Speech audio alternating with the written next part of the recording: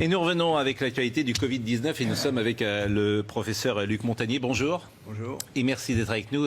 Faut-il le rappeler, vous êtes prix Nobel de médecine et c'est vous qui êtes à l'origine de la découverte du VIH. C'est une longue histoire, mais intéressante aussi pour l'actualité, parce qu'on a une expérience de choses qui se sont passées, qui ont été très difficiles à contrôler là-bas à ce moment-là. Et ce qui a permis de trouver la vérité, c'est comme aujourd'hui. Alors ce qui m'intéresse ce matin, c'est que vous travaillez en ce moment sur le virus. Nous sommes d'accord. Je travaille, mais pas forcément au labo, puisque on travaille sur ordinateur avec un collègue, et puis c'est tout. On n'a pas d'expérience, on peut dire, mais l'expérience vient de la maladie elle-même, de toutes les mesures qui sont faites actuellement dans les laboratoires sur les patients. Et vous êtes arrivé à certaines conclusions. Alors, nous sommes arrivés à la conclusion qu'effectivement, il y avait eu une manipulation au sujet de ce virus. C'est-à-dire ? Eh bien, qu'une partie, je ne dis pas le total, n'est-ce pas, mais il y a un modèle qui est évidemment le virus classique. Et là, c'était un modèle surtout venant de la chauve-souris. Mais à ce modèle, on a par-dessus ajouté des séquences, notamment du VIH, le virus du sida. Mais quand vous dites « on a ajouté », qui a ajouté ? Moi, je ne sais pas. Mais c'est pas naturel, c'est ce que vous voulez dire ? Non, ce n'est pas naturel. C'était un travail de professionnel, un travail de biologiste moléculaire. C'est un travail très minutieux. On peut dire d'horloger, on peut dire au niveau des séquences. Mais dans quel but ? Dans quel but, ça n'est pas clair. Moi, j'expose, si vous voulez, mon travail, c'est d'exposer les faits, c'est tout. Je n'accuse personne, je ne sais pas qui a fait ça et pourquoi. La possibilité, c'est peut-être que ils ont voulu faire, on ne sait pas, on a voulu faire un vaccin contre le sida. Donc on a pris des petites séquences du virus et on les a installées dans la séquence plus grande du coronavirus. Alors je suis pas sûr de comprendre tout ce que vous dites. C'est-à-dire que dans ce virus, il y a une part de VIH ? Voilà, c'est ça. Le matériel génétique du virus est un long ruban d'ARN, n'est-ce pas ? Comme de l'ADN, mais c'est de l'ARN. Et dans ce long ruban, à une certaine place, on a fixé des séquences petites de VIH. Et ces séquences petites ne sont pas petites pour ne rien vouloir dire. Elles ont la possibilité de modifier, par exemple, ce qu'on appelle des sites antigéniques. C'est-à-dire, si on veut faire un vaccin, on peut très bien modifier la protéine qui est exposée pour le vaccin par une petite séquence venant d'un autre virus. Mais vous êtes certain de ça? Parce qu'on a dit que le bruit a couru, que c'était d'une origine humaine finalement, et ça a été ensuite réfuté par la plupart des autorités scientifiques quand même. Il y a quand même une volonté d'étouffement, si vous voulez. Les travaux, nous ne sommes pas les premiers.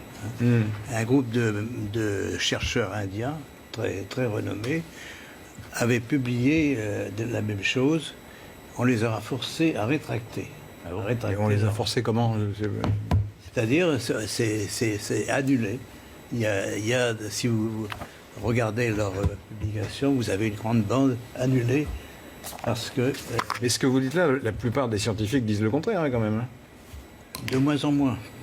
De moins en moins. Si vous voulez, ceci est arrivé au début de cette année et on voit de plus en plus de travaux qui suggèrent. Mais moi, je suis, on peut dire, hors d'âge. Je suis prix Nobel et je peux travailler librement. J'ai donc aucune pression sur moi qui peut agir. Ce que vous dites, je fais le lien avec ce qu'a dit le président Emmanuel Macron, qui évidemment a un devoir de réserve infiniment plus important que vous, par définition. Et qu'a-t-il déclaré au Financial Times? Il a dit « Il y a manifestement des choses qui se sont passées qu'on ne sait pas ». Bon, Ça, c'est le premier lien que je fais. Le deuxième lien que je fais, c'est avec Mike Pompeo, le chef de la diplomatie américaine, qui a dit « Nous menons une enquête exhaustive sur tout ce que nous pouvons apprendre sur la façon dont ce virus s'est propagé, a contaminé le monde et a provoqué une telle tragédie. » Et les États-Unis ne semblent pas exclure que le coronavirus provienne d'un laboratoire chinois à Wuhan et évoque une enquête pour faire la lumière sur son origine. Tout ça date des dernières heures. C'est le chef de la diplomatie américaine, Mike Pompeo, qui était interrogé mercredi soir sur Fox News, sur un article du Washington Post qui affirmait que l'ambassade des États-Unis à Pékin avait alerté le département d'État américain il y a 2 ans sur les mesures de sécurité insuffisantes dans un laboratoire de Wuhan qui étudiait les coronavirus chez les chauves-souris. Monsieur Pompeo a été questionné également sur les informations de Fox News selon lesquelles plusieurs sources pensent désormais que le Covid-19 actuel, signalé pour la première fois justement à Wuhan en décembre, émane de ce même laboratoire, même s'il s'agirait bien d'un virus naturel, pas d'un agent pathogène créé par les Chinois, et que sa fuite ne serait pas volontaire mais due au mauvais protocole de sécurité. Voilà ce qui s'est dit. Mais bien sûr que il faut se méfier. Mais oui, les autres sources. mais j'entends bien. Et après, on vous interrogera sur la manière dont vous travaillez aujourd'hui pour arriver à ces conclusions-là. Bien sûr. Yvan Rioufol. Ce que vous annoncez est énorme. C'est une bombe nucléaire, si je puis dire. Mais je voudrais, pour bien être sûr d'avoir compris, cette trace de VIH ne peut pas résulter d'un croisement naturel, enfin, ou d'un croisement, en tout cas, entre espèces animales et humaines. Ça ne peut être que la main de quelqu'un d'autre, la main d'un homme. Absolument. Il y a dans cette affaire une concentration, si vous voulez. Vous avez un long ruban, il y a 30 000 bases, si vous voulez, 30 000 signes qui portent le matériel génétique. Et tout est concentré dans les 30 000, dans 1000 bases, même moins de 1000 bases. Donc, qui a attaché des petits morceaux, il y a une partie de ce génome donc, qui est faite en fait du VIH. Mais est-ce que par exemple, il y a une majorité de séquences du VIH. Est-ce qu'on le voit? Oui. Ça se voit comment? Par la séquence. On a un matériel très simple. C'est un système informatique qui permet de repérer une séquence que vous cherchez. Non, mais si je dis, par exemple, pour que les choses soient claires, si je dis du VIH dans le Covid, est-ce que c'est exact ce que je dis là? C'est exact, mais ça ne veut pas dire qu'il y a assez de VIH pour faire une grande protéine de VIH.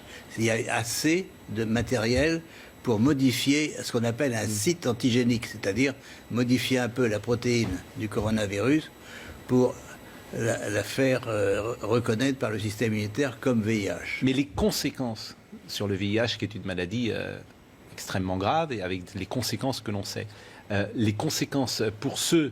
Et alors là, moi, je fais très attention forcément à ce que je dis, parce que je pense à ceux qui ont eu le Covid-19.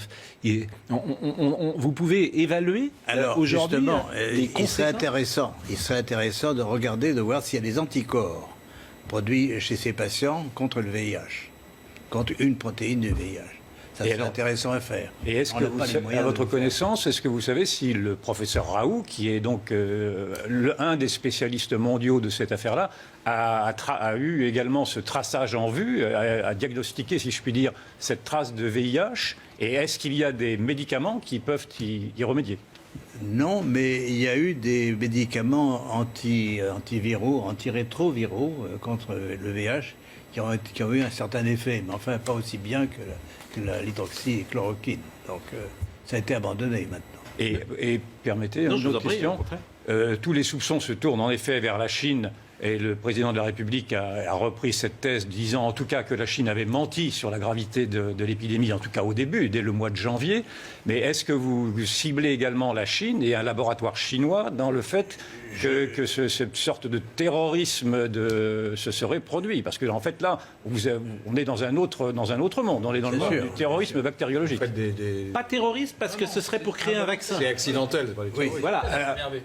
Là, non, attendez, est-ce que ce serait accidentel? Non, j'ai compris que c'était volontaire et non pas accidentel. Oui, mais vous avez créé un vaccin. Non, mais vous avez dit vous-même que c'était une volonté que d'avoir à associer de... Oui, mais pas à des fins pas pour tuer les gens, si on peut dire. D'accord. Ça serait j'ai bien compris, c'était pour créer un vaccin. Probablement, c'est pour faire contre le VIH. Pour faire, si vous voulez, seuls les gens qui ont fait ça pourront dire à jour la vérité, totalement. Mais alors, moi, pardonnez-moi, mais ce que vous dites là Pardonnez-moi, mais ça a été attesté par d'autres médecins, chercheurs, scientifiques, laboratoires, etc. Il y a plusieurs groupes qui ont fait la même chose, mais l'ont fait disons, un peu en catimini, enfin, sans trop faire de bruit. Mais il y a plusieurs groupes, oui, ça circule, si vous voulez. Mais pardonnez-moi, parce que je pose toujours des questions. On fabrique ça en laboratoire. On veut fabriquer un vaccin contre le VIH. Bon, comment après ce vaccin il sort? Quoi, ce virus il sort? Comment il sort du laboratoire? Il est produit par le laboratoire. À ce moment-là, c'est ce qu'on appelle un recombinant. Ce virus est produit par le laboratoire chinois qui l'a trouvé ou bien d'autres laboratoires. Oui, mais ils prennent des gens pour le tester. Comment il sort? Bien sûr, alors si on parle d'un vaccin, là c'est un autre sujet, c'est un vaccin contre le coronavirus. Non mais je veux savoir comment il sort du laboratoire. Comment de la fabrication d'un vaccin contre le VIH, on arrive à une pandémie mondiale? C'est ce lien-là que je ne saisis pas. Parce qu'ils ont fait une construction donc qui est un virus corona, un ARN de virus corona, et dans une petite partie de ce ruban, vous avez les séquences VIH, de telle façon qu'elles soient exposées, bien sûr, au système immunitaire. Donc la prédiction, c'est qu'effectivement, il y a des anticorps contre le VIH chez des patients infectés par le coronavirus. Ceci, on ne peut pas le démontrer. Oui, mais vous ne me dites pas comment il sort. C'est parce qu'on prend des patients et on va tenter de tester ce vaccin qu'on est en train d'élaborer et qu'après, il se diffuse comme ça. C'est ça que je ne saisis pas. Là, ça va prendre beaucoup de...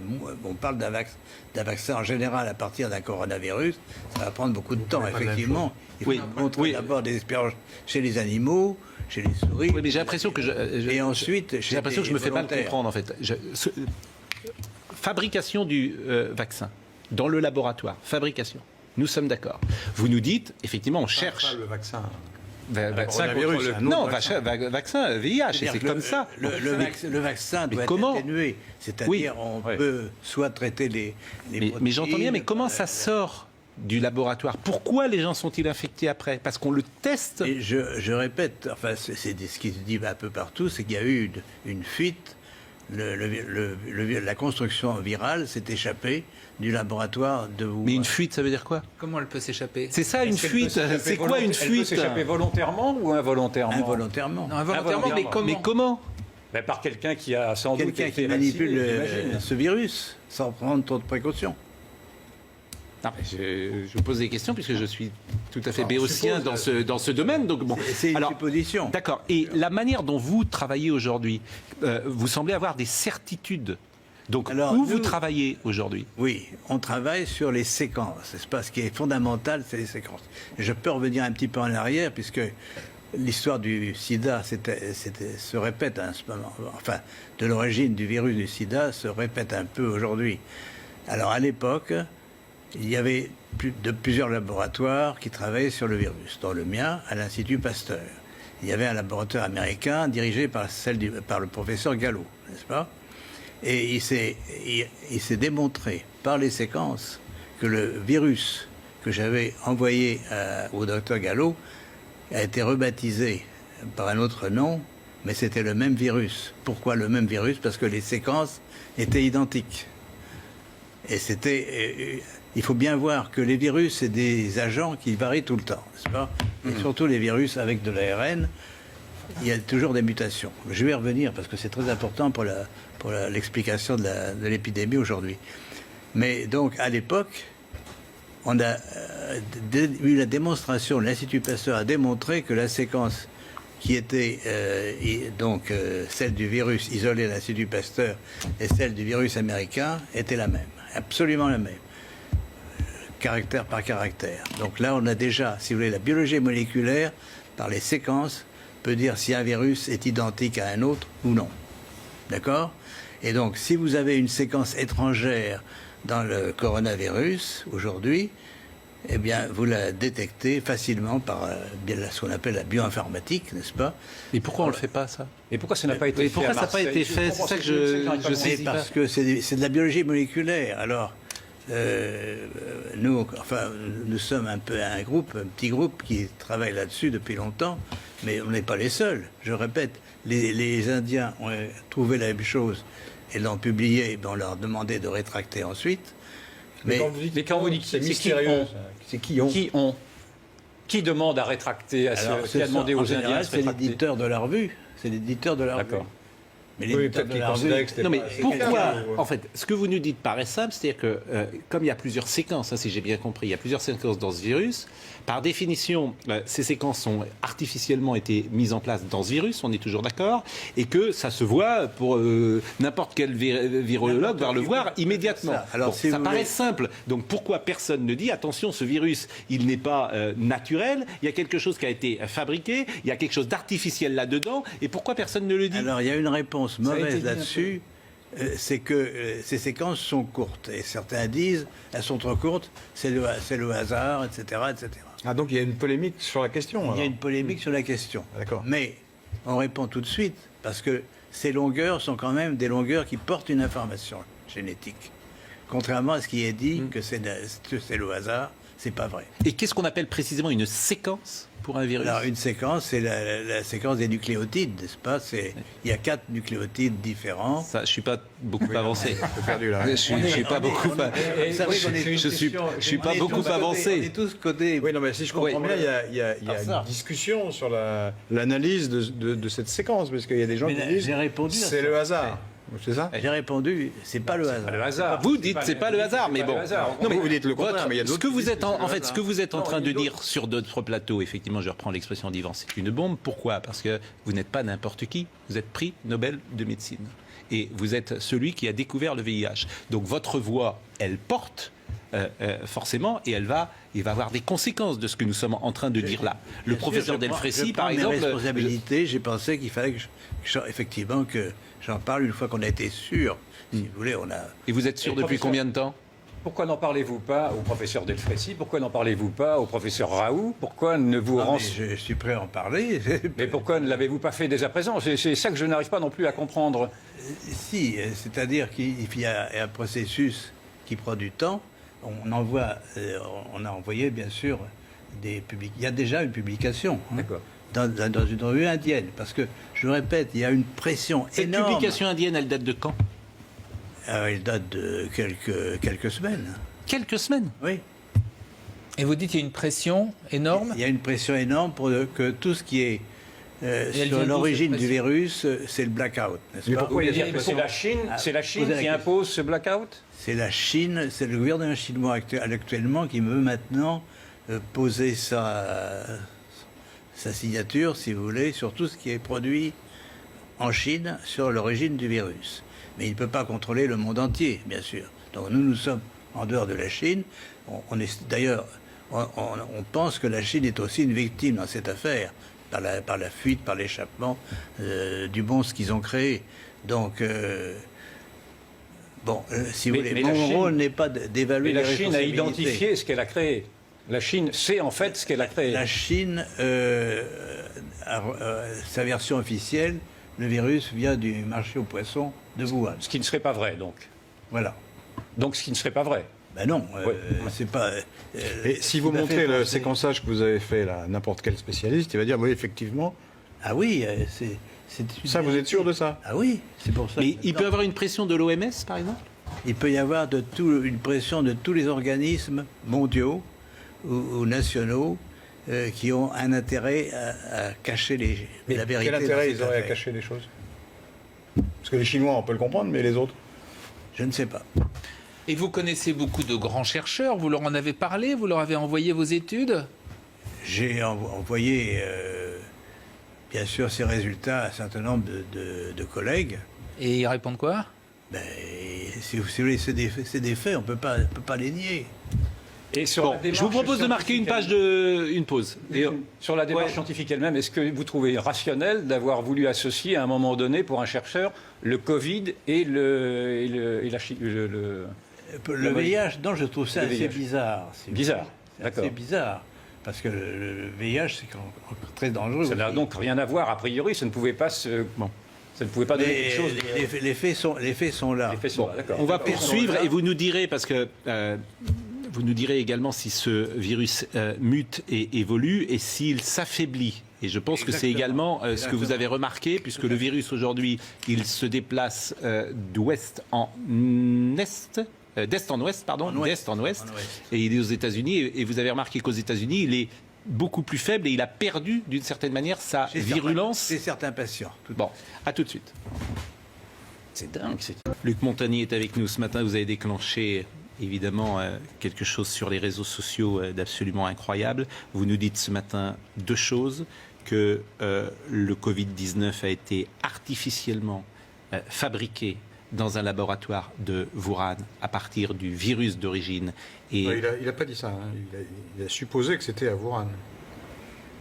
Il n'y était pas à Wuhan. Oui. non, mais Il a regardé le. voilà, c'est ce que, séquençage, en tout lui. cas, a été En tout cas, dans un laboratoire. à Wuhan qui est capable de le faire. Voilà. C'est tout ce que je peux dire. Donc c'est ce que vous nous dites.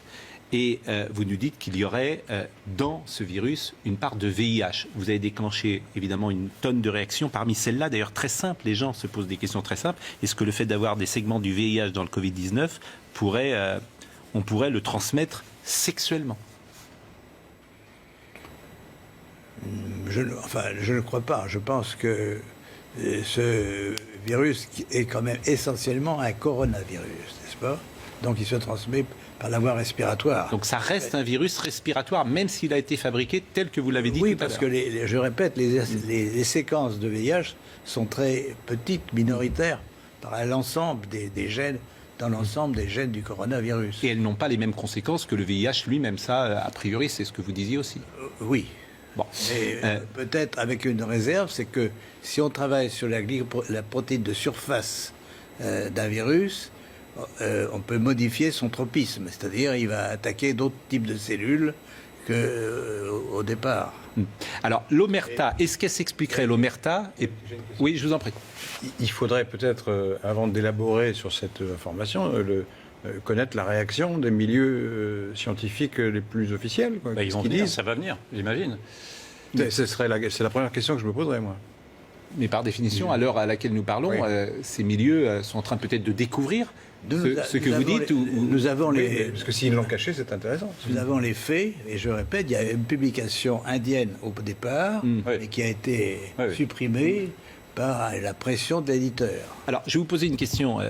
D'abord, pardonnez-moi de vous poser des questions parfois qui peuvent être jugées un peu Mais je suis- brutales, bien évidemment. Mais Vous savez, tout ça, on s'était posé aussi d'abord. bon, hein, et ces questions. il y a aussi une part de question de béotien. Mais quand vous dites qu'il y a une sorte d'omerta, est-ce que l'omerta des pays, finalement, c'est parce que tout le monde fait la même chose? C'est-à-dire que tout le monde ferait dans son coin, parfois, sans le dire, des fabrications de vaccins de cette manière-là, où on prendrait un virus et puis on injecterait une autre séquence de virus, et que finalement, tous les laboratoires du monde font la même chose, et c'est pour ça les gens ne disent rien aujourd'hui. Est-ce que c'est possible, ça? Je ne sais pas si tous les laboratoires font ça, mais enfin, tout est possible. Hein. En biologie moléculaire actuellement, on peut faire toute construction nouvelle de virus que l'on veut. Non, mais a priori, ce genre de pratique est parfaitement interdite. On peut pas. Alors, À l'Institut Pasteur, par exemple, on peut pas faire ce qu'on veut. Absolument, absolument. Il y a des règles très précises. Mais est-ce que tout le monde suit ces règles dans le monde entier? C'est peu probable. Si n'est-ce vous pas me permettez, Je vous en prie, mais je vous en prie. Une observation, Oui. simplement, c'est que, à l'évidence, et en France et ailleurs, nous n'avons pas voulu rechercher les causes de ce qui nous arrive. C'est-à-dire que quand Donald Trump, par exemple, a dit que ce virus était chinois, il a été accablé en disant qu'il ne pouvait pas dire que ce virus était chinois parce qu'on n'en savait rien. Quand il y a eu ces rumeurs de dire que ce virus aurait pu sortir d'un laboratoire, parce que ces rumeurs-là, elles courent depuis maintenant 2 mois. Tout le monde a crié aux fake news, et maintenant on n'ose même pas évaluer l'hypothèse de ce que pourrait être une guerre bactériologique. Vous m'avez dit que ce n'était pas envisageable. Je veux bien vous entendre, mais malgré tout, avec ces deux dénis respectifs, de dire que ce n'était pas la Chine, puis que ce n'était pas un laboratoire, et maintenant d'entendre dire que ce ne serait en tout cas pas une guerre bactériologique, on peut aussi, enfin moi je peux douter, je vous entends bien en disant que ce n'était pas le but recherché, que c'était un vaccin au bout du compte, mais est-ce que l'on ne peut pas quand même réserver cette hypothèse également d'une guerre bactériologique qui aurait pu, qui existe dans les scénarios, et qui aurait pu être établie également à Wuhan ou ailleurs? Enfin, Mais je lis là par exemple qu'un laboratoire américain dit on a analysé les choses, ça a une origine naturelle. Donc il ne dit pas la même chose que vous. C'est un laboratoire qui a l'air assez sérieux. sur les mots, parce que vous mettez un objet naturel dans un autre objet naturel. Ouais. Le VIH, c'est un objet naturel aussi. Ouais. Ouais, ouais. Oui, enfin, jusqu'à présent, un certain nombre d'autorités reconnues ont dit que c'était d'origine naturelle. Je veux dire, le monde va devenir... je suis un peu... Je veux dire, moi, là, je partage pas tout à fait l'analyse d'Yvan, mais je reprends des éléments. Le complotisme existe, on le voit bien. Souvent, moi, je me bats, entre guillemets, contre le complotisme en disant laissons cela de côté. Mais si ce que vous dites est juste, le monde va devenir complètement parano et va ne plus croire évidemment en rien. Parce que si cette réalité, vous nous dites que c'est connu, qu'on met un mouchoir dessus, qu'une étude a existé. J'entends effectivement, je faisais le lien tout à l'heure, je l'ai dit, avec ce que dit Emmanuel Macron, qu'on peut, à la lumière de ce que vous dites, interpréter. Je rappelle cette phrase, manifestement, des choses se sont passées, on ne le sait pas. C'est une formule très douce, mais ce que dit les États-Unis, quand on vous écoute, on se dit, tiens, les États-Unis, ils sont au courant de ce que dit M. Montagnier. Bon, oui. Non seulement les États-Unis sont au courant, mais ils ont financé une partie des recherches faites dans le laboratoire de Wuhan. C'est publié. C'est dingue. Ça également. Donc c'est une affaire pas seulement chinoise, de toute façon. Oui. Alors, non, si on veut se rassurer quand même, puisque vous avez continué de travailler sur ce virus aujourd'hui, il a perdu, dites-vous, toute sa virulence et vous imaginez qu'il ne sera plus précisément dangereux ces prochaines semaines. Effectivement, ce qui est intéressant, si vous voulez, c'est que mon collègue mathématicien, Pérez, pense qu'il y a une sorte d'harmonisation des séquences de l'information génétique qui est portée aussi bien par nos propres chromosomes que par les virus. Donc, la nature n'accepte pas n'importe quoi. C'est-à-dire, on peut faire n'importe quoi à la nature, mais si vous faites une construction artificielle, elle a peu de chances de survivre. C'est-à-dire que la nature aime les choses harmonieuses, et ce qui n'est étranger, par exemple, un autre virus venant d'un autre virus, n'est pas bien toléré. Donc, ce qui se passe au fur et à mesure qu'il y a l'épidémie qui se développe, notamment aux États-Unis, où c'est le plus grand nombre de cas, il y a une évolution par des mutations, n'est-ce pas ? Les séquences vont muter. Muter, ça veut dire un nucléotide changé pour un autre, donc on modifie le code génétique, mais ça veut dire aussi des délétions, c'est-à-dire il y a des morceaux entiers du génome, et notamment, alors ce qui est extraordinaire, c'est que justement la région qui porte les séquences VIH mute beaucoup plus vite que les autres. Donc, et même elle disparaît par délétion. Donc on a des patients dont on a isolé le virus et fait la séquence du virus dans la partie ouest des États-Unis, à Seattle, et cette séquence est presque démolie et ne marche plus. Donc le VIH est parti. On peut penser que si le pouvoir pathogène nouveau, si vous voulez, du corona est lié à l'introduction de ces séquences, que ça va disparaître. C'est une lueur d'espoir. Moi, je voulais juste réagir. Et à échéance de quoi Il n'y a pas eu de déni. La preuve, ce qu'il y a, c'est que pour l'instant, les rumeurs qui avaient et qui étaient malheureusement, qui rencontraient la crédibilité, enfin, beaucoup de gens y croyaient, de quelque chose qui aurait été fabriqué, jusque-là, il n'y avait pas de preuve. Là, ce qu'apporte ce que dit Luc Montagnier, c'est intéressant. Moi, je suis incapable de dire si c'est effectivement la bonne hypothèse. Mais en tout cas, il y a une hypothèse.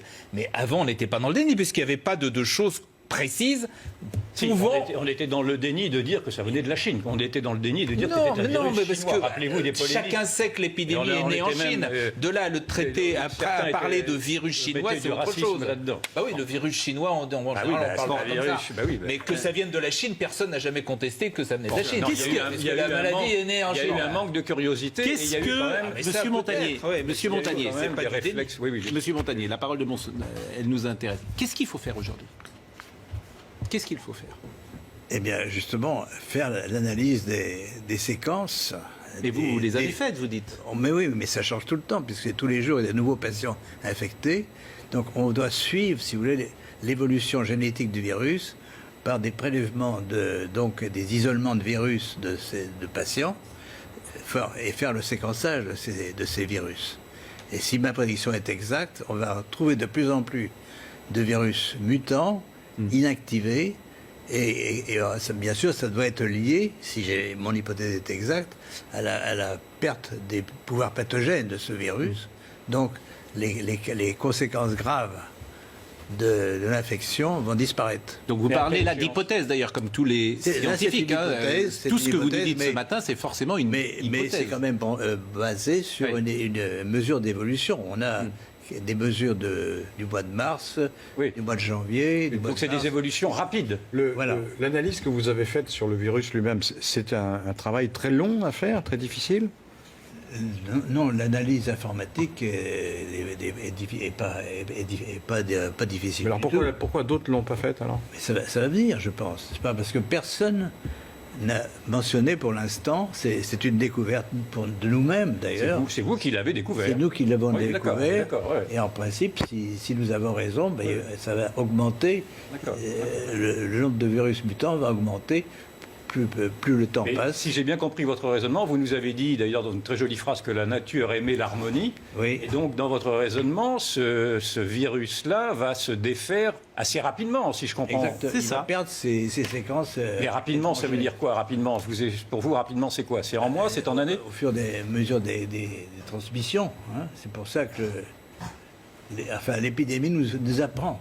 Évidemment, il est regrettable qu'il y ait cette épidémie. Donc il faut par tous les moyens, vous posez la question, par tous les moyens connus, il faut empêcher qu'elle se progresse. Mais aux États-Unis, là, c'était une véritable explosion. Il y a maintenant 500 000 personnes qui sont infectées aux États-Unis. Est-ce que la contagiosité de ce virus est précisément liée à sa fabrication artificielle, selon vous? C'est possible, oui. C'est possible. Parce que la transmission est liée, si vous voulez, à l'association entre une protéine de virus et un récepteur sur les cellules. Et donc, plus le virus trouve des récepteurs sur ces cellules, plus il va pouvoir se coller et pénétrer, et donc transmettre l'information. Et quels sont les moyens pour lutter, selon vous, contre cette contagiosité? Le confinement est la bonne solution? Si vous voulez, moi j'ai une solution un peu d'avant-garde, parce que je travaille là-dessus pour d'autres raisons. C'est que les ondes peuvent modifier les fréquences, certaines fréquences d'ondes peuvent modifier la présence de ces séquences. Comme elles sont étrangères, peut-être on va pouvoir les distinguer du reste du coronavirus et les détruire d'une façon sélective. Là, c'est de la science-fiction pour l'instant. Et là, je peux la vérifier que j'ai les moyens de le faire. Autrement, je pourrais... Les ondes, c'est-à-dire? Oui, parce que je ne suis pas sûr de comprendre. Qu'est-ce que vous appelez les ondes? Les ondes, ce sont des ondes électromagnétiques, n'est-ce pas? Qui pourraient séparer. Nous sommes environnés d'ondes électromagnétiques. Pourquoi ne pas utiliser une partie de ces ondes pour détruire des séquences sélectivement d'ARN ou d'ADN? Bon, c'est une possibilité, ce n'est pas une certitude, hein, bien sûr. Mais est-ce que ce nouveau virus accélère les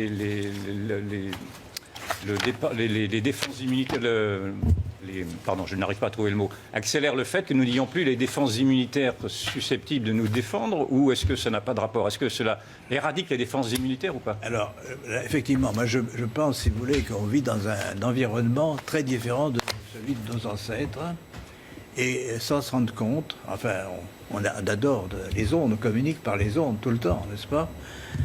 Mais il y a des projets encore de plus en plus importants pour que ces ondes soient encore plus autour de nous. Alors, je répète, c'est un sujet à étudier, c'est pas le rôle des ondes. On a dit, par exemple, que la ville de Wuhan était très en avance pour l'installation d'antennes 5G, n'est-ce pas? Oui. 10 000 antennes sont dans cette région. Et donc, elles ont pu contribuer au pouvoir pathogène du virus. Ah d'accord. Mais merci. Malheureusement, alors c'est vraiment, on est déjà en retard. On est déjà en retard. Mais j'ai vu. Est-ce qu'on peut avoir 5 minutes de plus? Je le demande d'ailleurs à Marine Lançon et peut-être à notre ami Jean-Marc Morandini. Est-ce qu'on peut exceptionnellement déborder un peu? Parce que c'est vrai que ce que vous nous dites est si important dans cette séquence. Parce que je lis là dans le... C'est une fiche, je crois, que vous avez été contesté violemment par d'autres prix Nobel. Sur des thèses scientifiques. Il y a une pétition qui a été faite contre vous, c'est ce que je lis là. Hein. Ah, mais ça, c'est une autre histoire. C'est une autre histoire, oui. Mais c'est frappant quand même que tous les prix Nobel se liguent contre vous. Pas tous les prix Nobel. Une partie, en tout cas. Il y a une partie, hein, c'est pas... Mais pourquoi ils sont ligués contre vous? Parce que, si vous voulez, j'ai défendu les thèses de Jacques Benveniste sur la mémoire de l'eau. Ah oui, ils ont été réfutés, non? Non, monsieur. Elles ont été. Ah bon? C'est pareil, il y a une sorte de voile. On empêche les recherches là-dessus. Benveniste, il a cherché longtemps, il n'a pas été empêché. Non, mais C'est que les gens ne croyaient pas à sa théorie, surtout. C'est pas tellement qu'il a été empêché. Si, enfin, il a été. Enfin, moi, je l'ai connu. Maltraité. Benveniste, lui. Il a été maltraité, on peut dire. Non, mais Laurent Geoffroy, la vérité, Oui. c'est qu'on ne peut pas apporter la contradiction à monsieur. Non, je ne me Montagnier. l'apporte pas. Je ne me permettrai à pas, nous, moi, de le faire. moi, Mais ce qui m'intéresse, je lis un voilà. article qui dit le contraire. Oui, Donc, voilà, c'est pour ça. mais c'est. Donc je m'interroge. J'entends bien. Donc je m'interroge. J'entends bien, mais on voit que dans cette séquence, beaucoup de médecins ne sont pas d'accord, beaucoup de scientifiques ne sont pas d'accord. Oui, c'est ce que je voudrais souligner. Et, voilà, et c'est Attention. pourquoi d'ailleurs vous étiez là ce matin. Ce que vous dites est ahurissant. Ahurissant. Disons-le. Ce que vous dites est effectivement, et je vous remercie d'être venu sur le plateau de CNews, nous l'avoir dit, mérite la contradiction, par définition, la contradiction Ce scientifique. que je viens de dire, c'est un article du Figaro. Ouais. Non, mais Je viens Non, de mais trouver ça dans le. vous avez parlé vous-même d'hypothèse, et c'est ce mot aussi que je veux retenir, comme souvent les scientifiques avancent en parlant d'hypothèse, et malheureusement on ne peut pas continuer cette discussion, mais je ne doute pas que nous pourrons la poursuivre et vous entendre de nouveau. Ce qui vous permettez, le plus important, c'est pas l'origine, si vous voulez, c'est intéressant l'origine du virus, mais c'est surtout qu'est-ce qui va se passer maintenant pour nous tous. Oui. C'est la question que je vous ai posée Voilà, tout à l'heure. et je Et vous réponds en partie, il y a une possibilité, une lueur d'espoir que cette épidémie disparaisse parce que le virus va s'auto-détruire. Voilà. Mais est-ce qu'il faut s'attendre, et ce sera peut-être ma dernière question, à des pandémies de ce type régulièrement? Alors, il faut éviter absolument que ça se reproduise, c'est évident. Alors, donc, je crois que les règles, si vous voulez, éthiques des chercheurs, il faut que tout le monde les respecte. Et c'est des règles éthiques aussi pour les médecins. On ne tue pas par le traitement. Never. Non primum non nocere, je parle latin. Et donc, ça, c'est vraiment fondamental. Et là, Merci il y a beaucoup. une C'est faute- terminé. Il y a une faute éthique à vouloir associer les deux. C'est fini, Yvan. D'accord. Là, on déborde déjà de D'accord. plus de 5 minutes. Non, mais Je vous remercie. Merci à vous de m'avoir. Mais bien sûr, c'est absolument passionnant. Votre question, vous l'avez posée, c'était quoi votre question que vous Est-ce disiez? qu'il y a une erreur éthique à avoir voulu associer le Covid au VIH? Je crois. C'était important, effectivement, d'entendre votre réponse. Vraiment, merci beaucoup, Monsieur Montagnier. Je vous remercie grandement. Merci à Marine Lançon. Merci à Annalisa Capellini qui était avec nous aujourd'hui. Merci à Stéphane Gallardo qui était à la réalisation, à Rémi, à Guillaume. Pardon pour ceux que nous devions recevoir dans ces dernières parties de l'émission, mais elle a été chamboulée. Merci vraiment à tous. Rendez-vous lundi. Merci, Monsieur Montagnier. Et que Jean-Marc Morandini me pardonne pour ces quelques minutes de débord.